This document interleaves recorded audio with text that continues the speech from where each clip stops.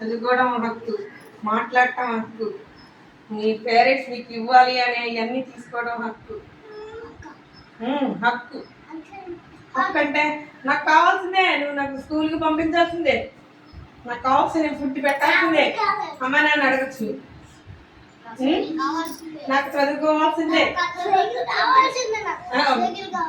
నాకు కొత్త సైకిల్ కావాల్సిందే.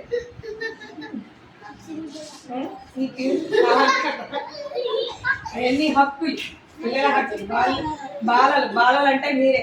బాలలు అంటే 18 సంవత్సరాల లోపు వయసు బాలలు, 18 ఏళ్ళ లోపు అందరినీ బాలలే అంటారు.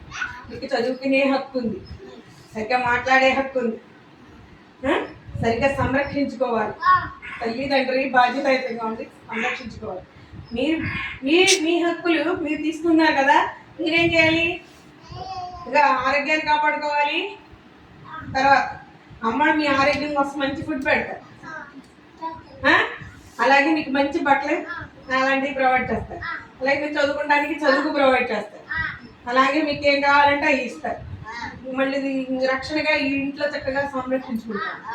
మీకు ఏదైనా సిక్ అయిందనుకో, ఏదైనా ప్రాబ్లం వచ్చిందనుకో డాక్టర్ దగ్గర తీసుకెళ్ళి వైద్యాన్ని అందిస్తారు. అవునా? ఏంటి హక్కులు. తల్లిదండ్రి బిడ్డని జన్మనిచ్చారు అంటే వాళ్ళకి అన్ని కావాల్సినవన్నీ ఇవ్వడం హక్కు. అలాగే మీ బాధ్యత ఏంటి?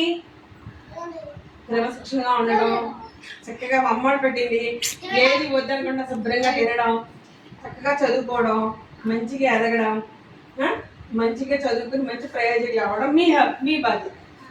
వాళ్ళ హక్కులేమో అవి, మీ బాధ్యత ఏమో ఇది. సరేనా? మీ హక్కులేమో మీరు అన్నీ అడిగి తీసుకోవచ్చు, అదే మీ బాధ్యత ఏంటి? మీరు చక్కగా దాన్ని అన్ని సద్వినియోగంగా ఉంచుకోవడం. ఓకేనా?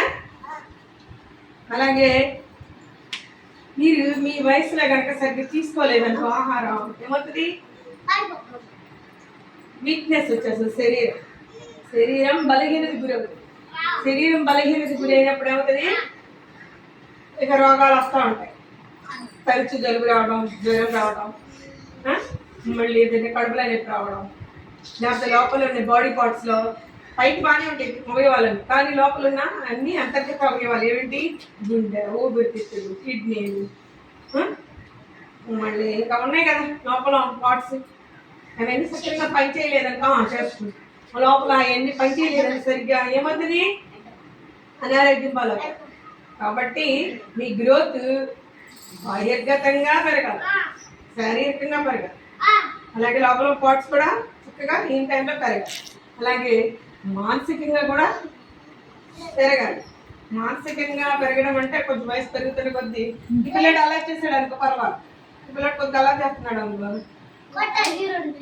కొట్టడం ఎందుకు?